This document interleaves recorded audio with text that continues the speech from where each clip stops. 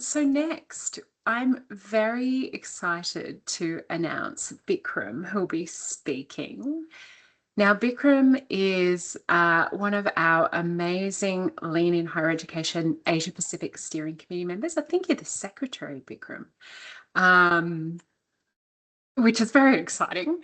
But Bikram is here to talk to us about his session is called You, Me, and MECE, or MECE. I'm not sure, Bikram. But you'll tell us in your presentation, which is amazing. So here we are looking to enhance individual and organisational resilience by untangling org structure and ambiguity. It's a tough one this morning. And that's on our track about resilience by design. So connecting organisational capability and adaptability. So Dr. Bikram Ghosh is an organisational improvement facilitator and a teaching fellow at the University of Tasmania. And today he'll demonstrate how their MECE framework, mutually exclusive, collectively exhaustive, can be a powerful tool in organisational design. He'll show us how applying the MECE clarifies roles, reduces ambiguity, and builds resilience through modularity and redundancy. His session will offer practical insights and real-world examples tailored to higher education and invite participants to co-create sector-wide strategies that enhance collaboration, agility, and decision making.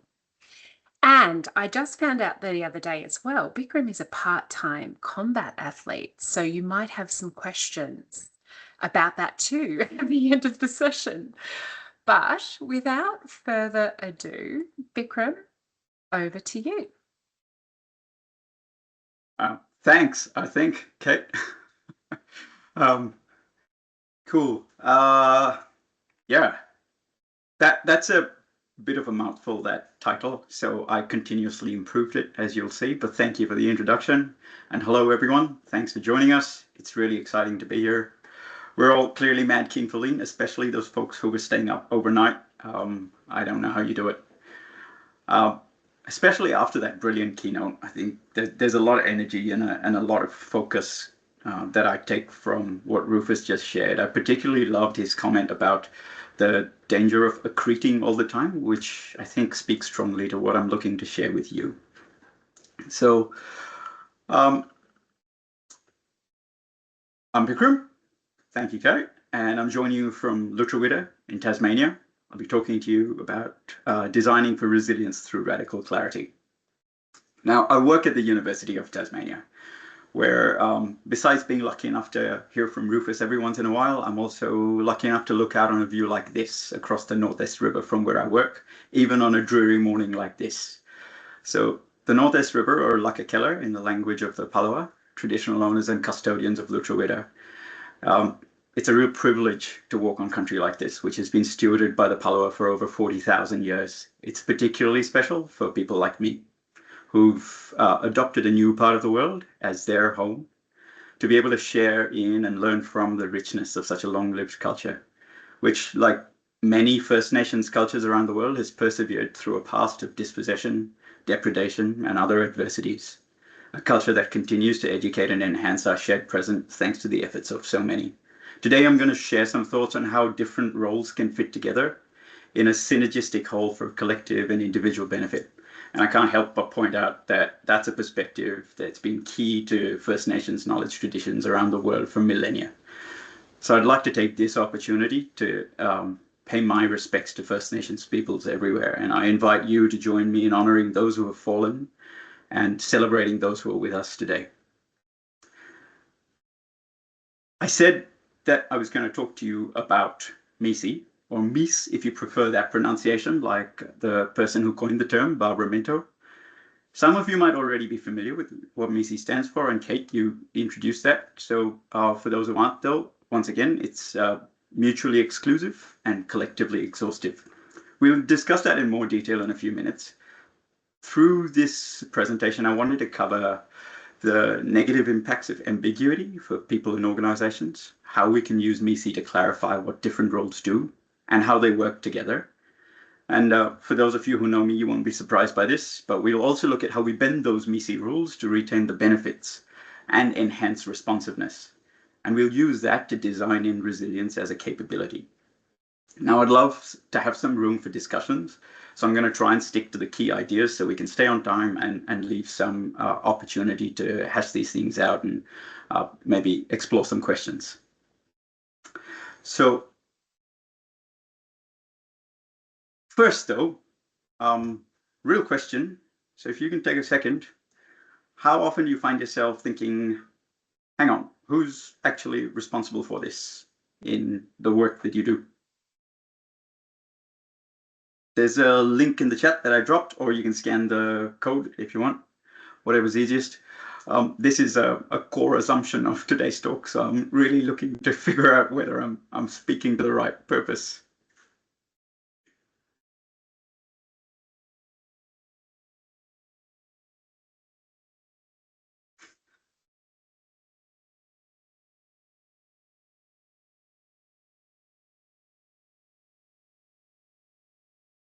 We've got a bit of a dead heat happening. So thanks, even as you're contributing, I think it's fair to say that and it probably surprises none of us, that ambiguity is all too common in our workplaces, right? Yeah, Christina, I see you nod. Yeah. Now, while ambiguity is sometimes easy to look past because, well, it's ambiguous, right? Or even look away from, it's not without a price. So ambiguity isn't neutral. At an individual and interpersonal level, it drains time, trust, and energy. And unsurprisingly, at an organizational level, it has very tangible impacts. So this can include things like duplicated work, missed actions, accountability, fog, but also, when we don't know exactly what our priorities are because of structure, because of role, etc., it's really easy to push ourselves too far, too hard, too long. You see things like burnout happening across the workplace increasingly. So the impacts, straddle all sorts of scales. I can tell you, in terms of organizational impact, I can share a real life example. I'm working on something in my university right now. It's an issue that impacts student experience, involves sensitive data, has implications for student and staff safety, and has legal and reputational ramifications.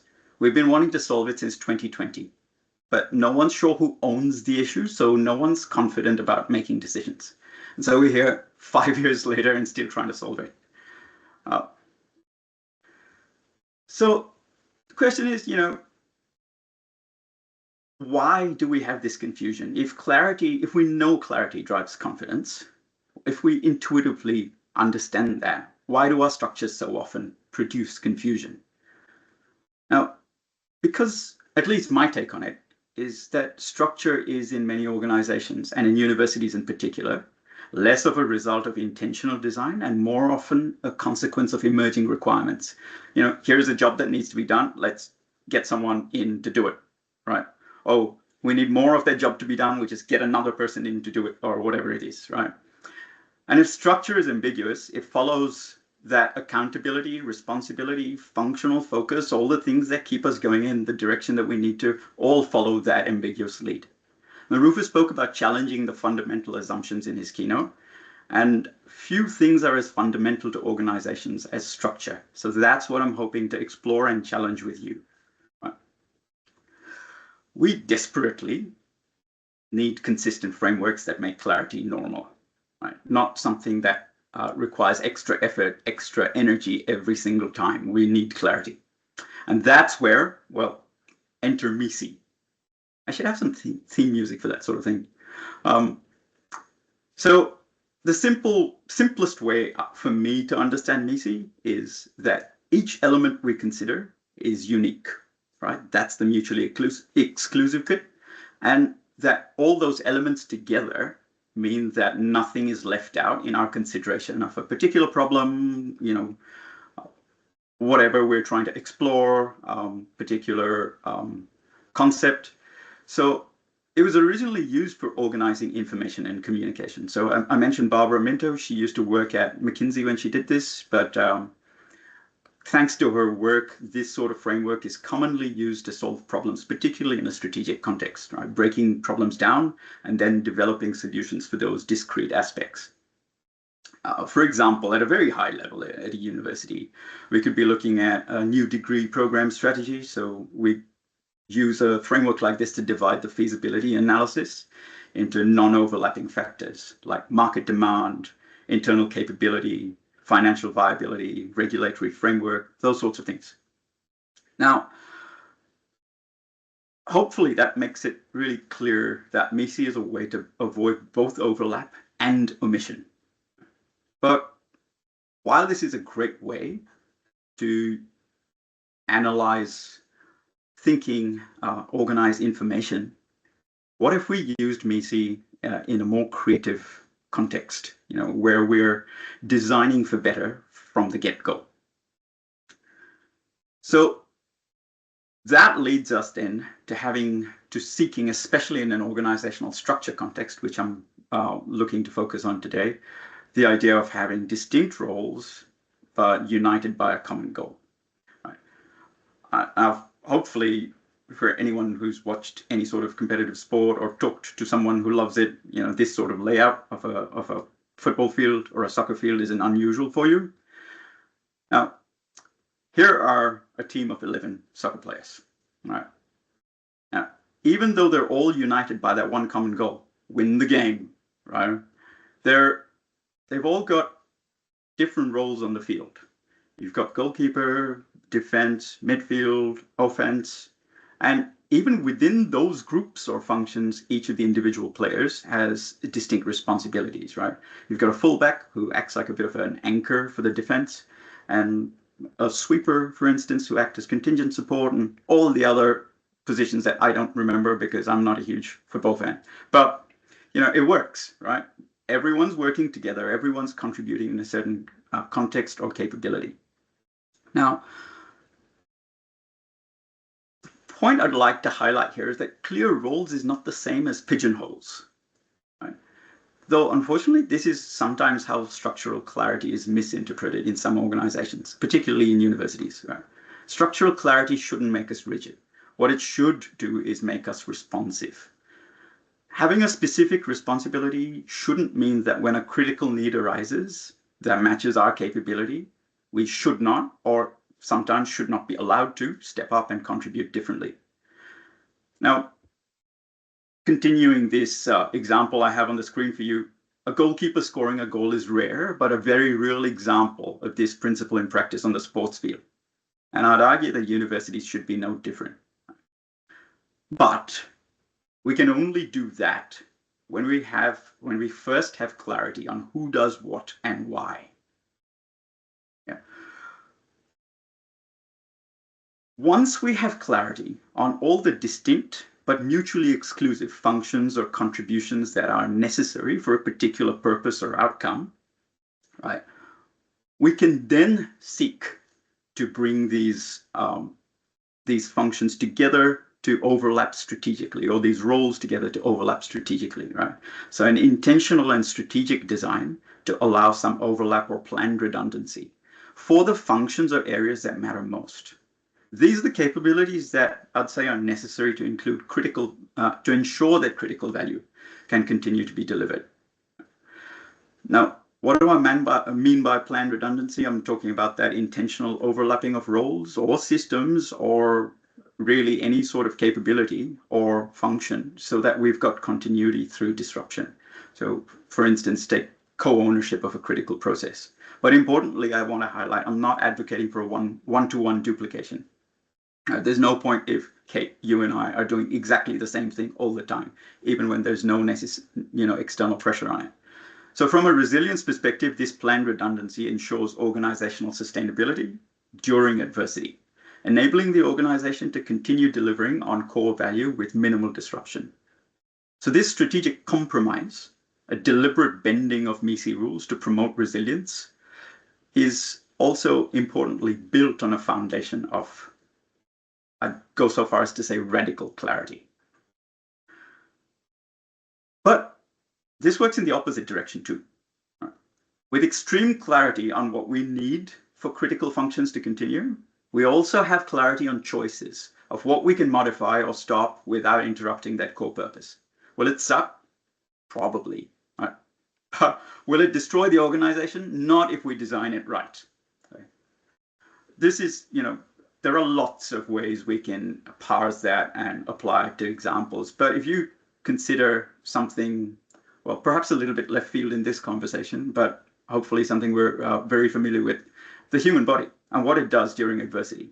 So when we get very, very cold, our bodies automatically draw warmth in towards our vital organs, right?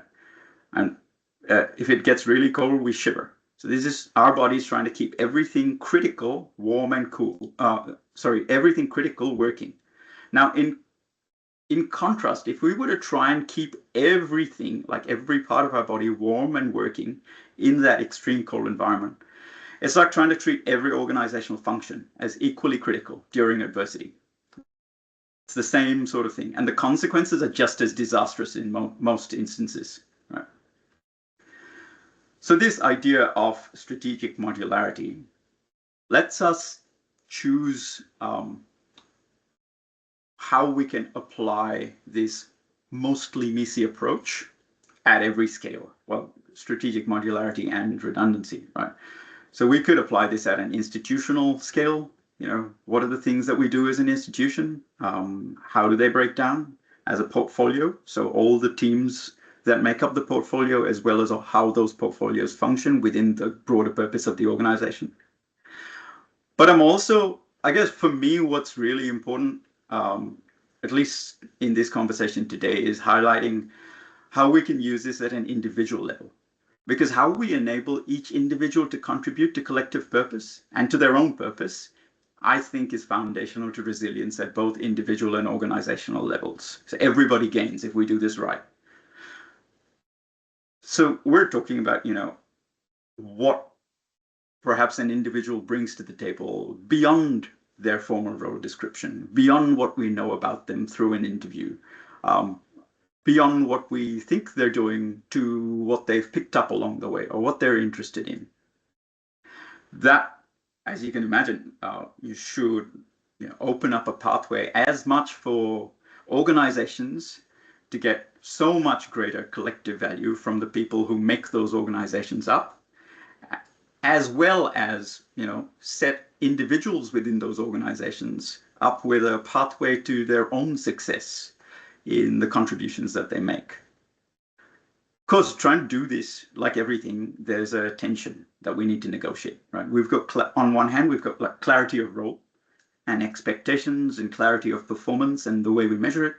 And on the other hand, in the balance, we've got, the opportunity to cross-skill, do different things, diversify across function and purpose, lead work, I guess, contribute distinctive quality over pigeonholed quantity, So that tension is difficult. I'm not in any way advocating that it's easy, but I think it's valuable.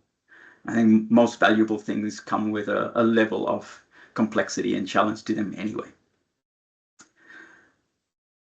In terms of negotiating complexity and challenge, what are the implications for those in roles with influence? Those who have greater visibility, louder voices in roles that set them up to be leaders, or can explicitly affect decision making. I'd say that the place to start is realizing that resilience for the organization begins with this level of clarity, and that's where this mostly MECE approach could really help. When I'm trying to explore this with my colleagues in the things that I do, here are some questions that I use. Right? Why does this role exist? Why is this my job or their job? Who else relies on it? Where does ambiguity hide risk in how we're looking at this? Now, for me, that second question really encompasses a lot. And sometimes that feels to me like I'm a bit of a fancy theatrical, like a thespian doing their rounds, because for me, I can read this in so many different ways, and all of them I think have important meaning, right? So like, why is this my job? Or why is this my job? Or indeed, why is this my job? Why am I the one who's doing this? And, on certain days, sometimes I ask myself, why is this my job? So there are many ways to parse that information. And there are tools and techniques aplenty to help us parse this.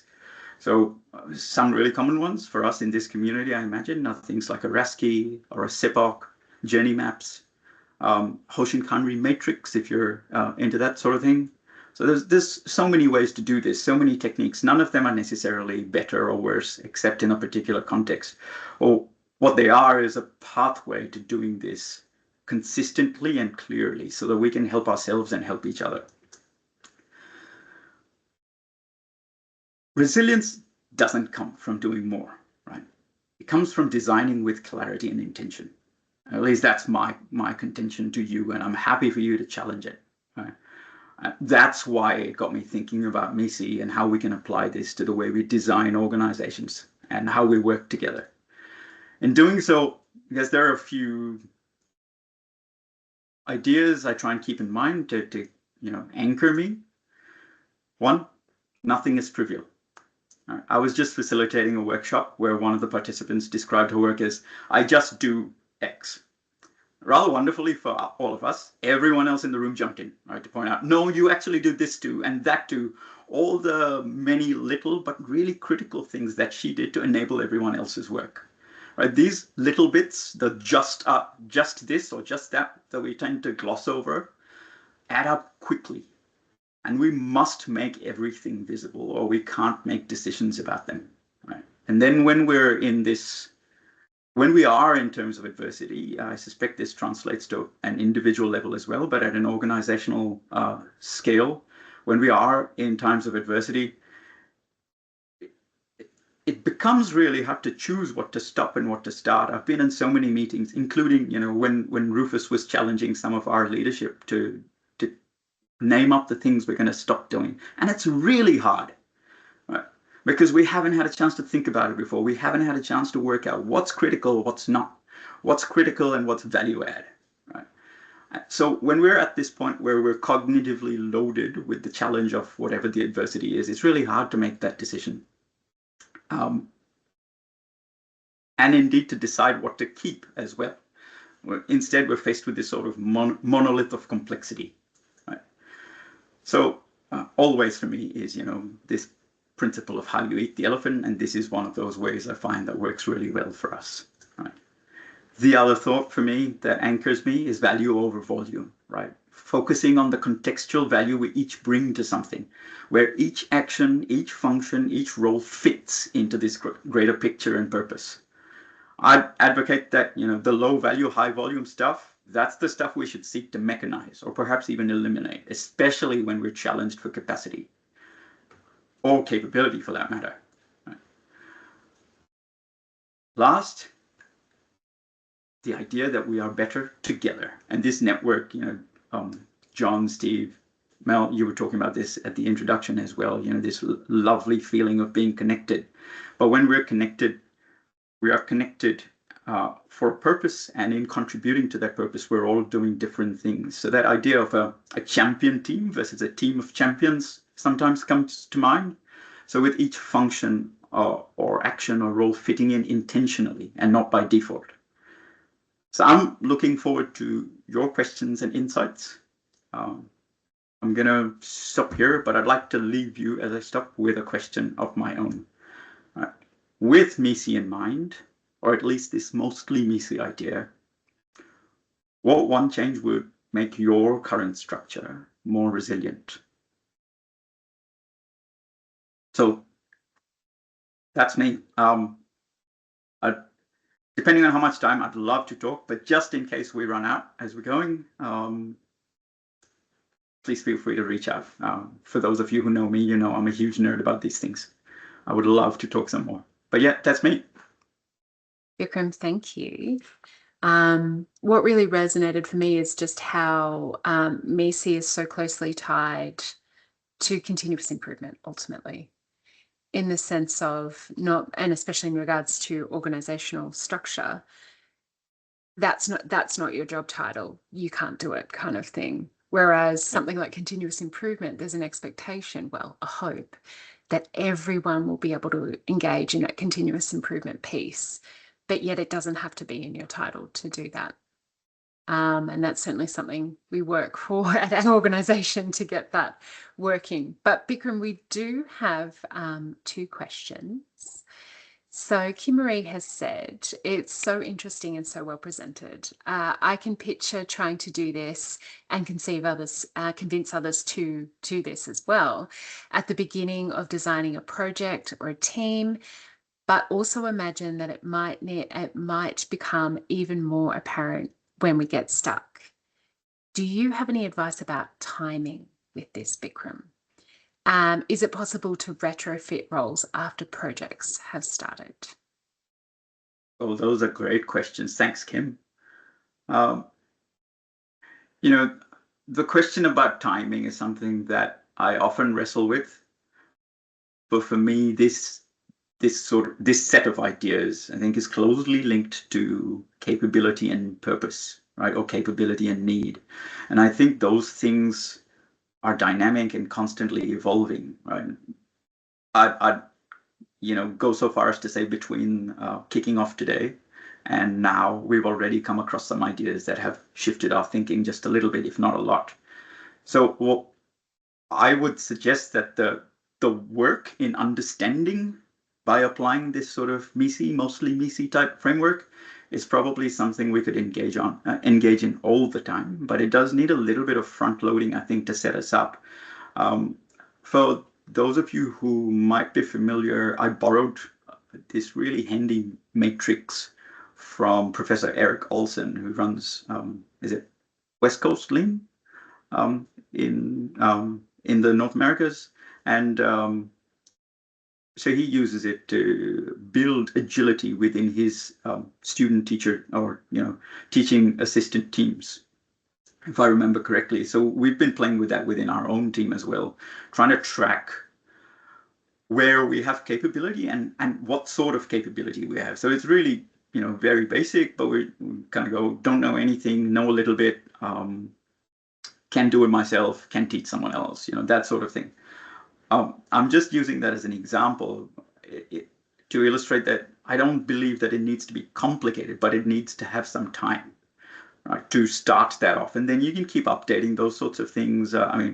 As Melissa and Kate pointed out, I somewhat unfortunately love Excel, so updating a matrix is not really onerous for me.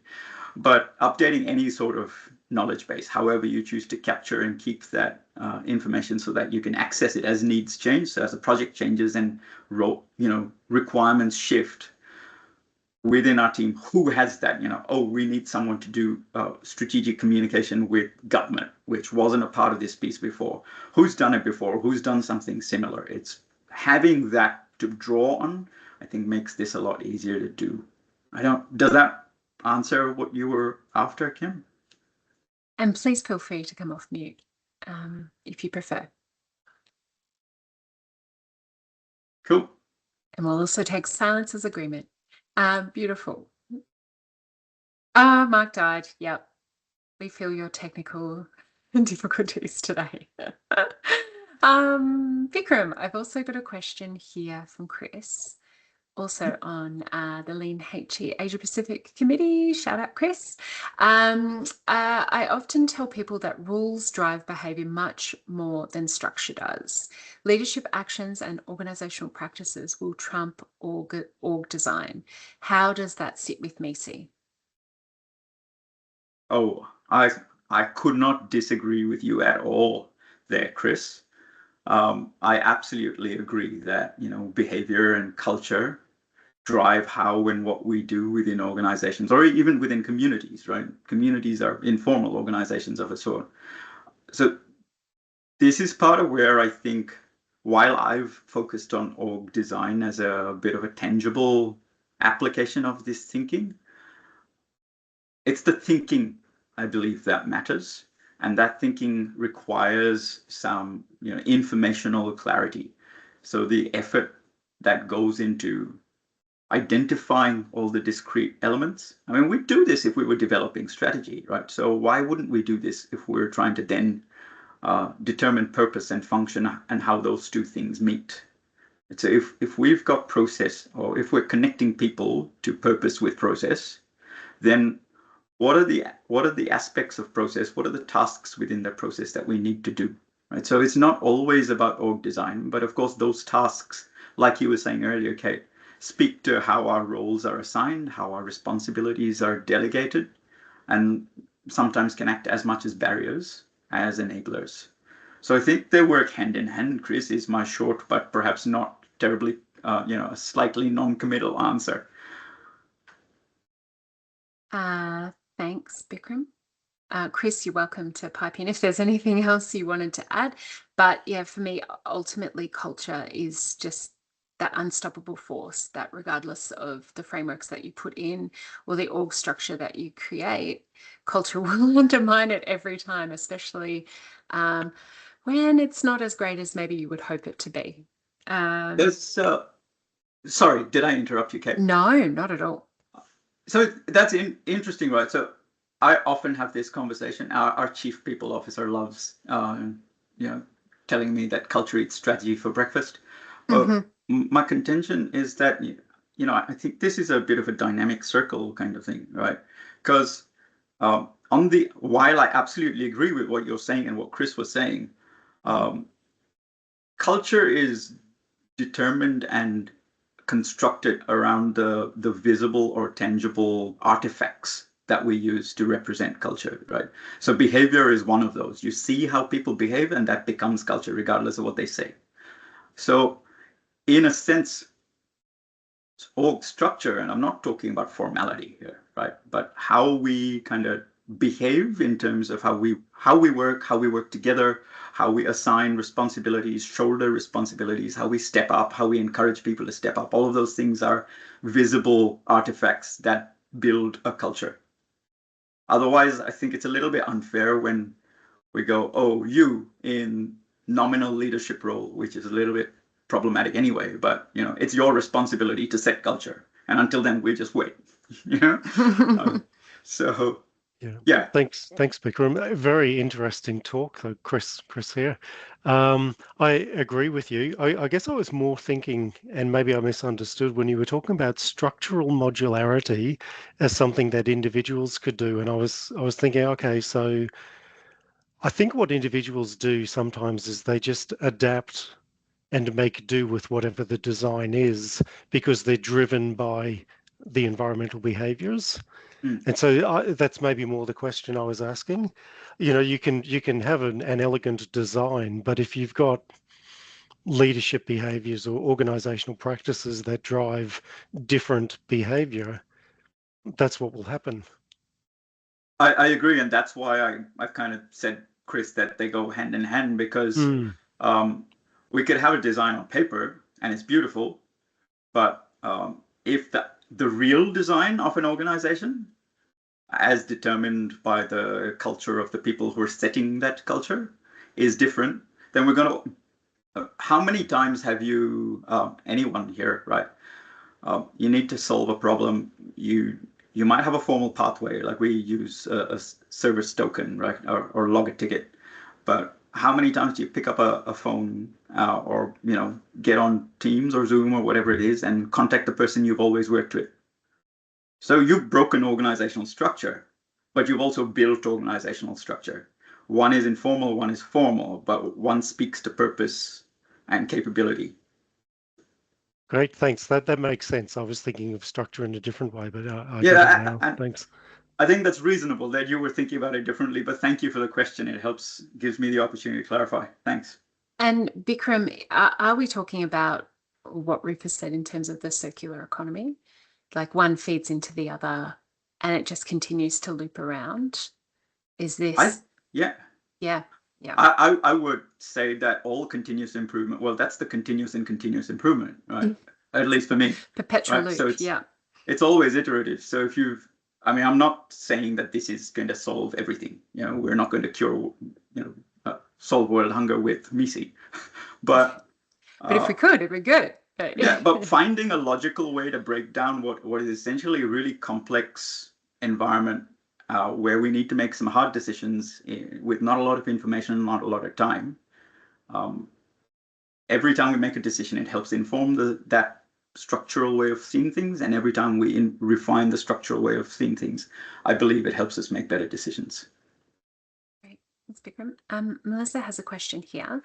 How would you suggest undertaking the application of MECE at scale, e.g. across an organisation within a short space of time? Should we look to rely on external frameworks such as the Coordate Higher Education Reference Model or other org design frameworks? That's a great question, Mel. Thank you. I think whatever you're familiar with would be a good place to start. Because the last thing we need is to bridge an unfamiliarity gap. Right? We can always refine that. So if you've got a structure that nominally people can relate to, then implementing the thinking can help shift towards something that actually works. So for instance, you know that for a little while I was working with Jeremy on our uniform service analysis for UTAS, right? One of the biggest sticking points for us was when we went out to speak with our stakeholders around the university, they'd go, that structure doesn't speak to our structure. And that's fine, right? There's nothing wrong with that. But the most useful extension of that conversation would be that structure doesn't speak to our structure because then we can adapt it. You know, when these structures are things that we're making up, right? Ultimately. So we make them up differently because they work for us. As long as we then also embed an approach that communicates that consistently, I think that would be the way to do it. Now, when you're asking about implementing MECE at scale, and I'd still advocate sort of like MECE, mostly MECE, because redundancy is sort of at counterpoints with the classical definition of MECE, right? So I think redundancy planned in is really important. So that aside, if you're talking about like a mostly MECE approach, I think the way to start would be to ask people to validate what they think of the current organizational structure. And every time we see a variation from what we expect, to incorporate it into something. I don't know if that makes sense. It's still big because these organizations aren't built by design. Right? So yeah, I think that's a really good response. That's that tension between trying to move to clarity and design where you're still operating in an environment that is not clear and has not been designed. So unfortunately, you're not playing in a greenfield site most of the time where you can just come in and design. I suppose in the follow-up question for you is you talked about the formal structures, but then we also have the informal structures when we want to get things done. And to me, the informal relationships are almost like those desire paths or those gate tracks that show the path of least resistance. How can we get better at formalizing those? Are those actually the ways that we should be structuring our organizations? I'd argue that that's a really important thing to at least consider. Right? So, we talk about service design versus process design versus function quite often. Right? Why do we have organizations structured the way that we do? It's a little bit like saying, why do we collect reports or, report on things in the way that we do? Who's it serving? Right? So there may be a really good reason for organizations to be structured the way that they are, but we need to know what that is. Otherwise, we can't make a decision about whether it's still good. It may have been good 10 years ago or 20 years ago or 5 years ago, but the world has changed drastically. And recognizing, that's why I said, structures are stuff that we make up. We make up for a reason, or at least a perceived reason. But if we're not clear on what that reason is, then it's kind of just default. Everyone's got a vice chancellor, so we have a vice chancellor. Everyone's got, whatever other role, so we have those. Everyone's got, whatever it is, tech staff that are assigned to specific facilities. So we have those. But does that make sense all the time? Okay, slightly different example, but one that I think influences the question you're asking, Mel. 3-4 years ago, I think I was having this conversation with Rufus that we desperately need to change our budget structures, because our budget structures incentivize competition, disincentivize collaboration. Even though he agreed, we're only moving to that now after an external pressure, in terms of the accord and a managed sector, etc. So yes, sometimes those external pressures are what will enable this shift that you're talking about, recognizing, formalizing those parts of desire.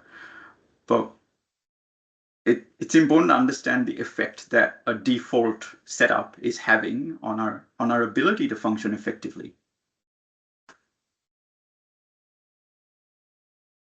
Okay. Bikram, we haven't had any other questions come through in the chat, but I do invite anyone, if you have anything burning, to come off the mic and ask Bikram live. Well, or as I said, message me somewhere. I'd Yes. love to talk more about this. Even these questions have helped me sort of expand or refine the thinking that I've been putting into this. So I appreciate it. Thanks for taking the time to ask those questions. No, that's great. And Bikram, one that's just come up for me is, so your success at introducing this at your institution. This is about as new as our idea for this conference. Yeah. Okay, so good. It's something that Kim and I have been talking about in various ways for, as we've been collaborating on a different topic. It's something that's kept coming up for me. And so this seemed like a great way to road test, prototype the concept and have people tear it to shreds if indeed it was flimsy. So living on the edge. Yes, no, it's good. I think it's a great forum to ask these types of questions and get some very thoughtful and knowledgeable feedback. But certainly, Bikram, your presentation was very thought-provoking. And also, I would imagine for many institutions, very topical in terms of org structure. I know that we're on the precipice of something new at our institution. So I certainly will be sharing this video with that team, looking after that, and they may be in touch. But thank you, Bikram.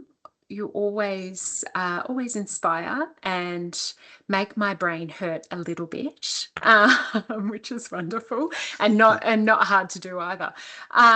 So thank you so much again. Thank you.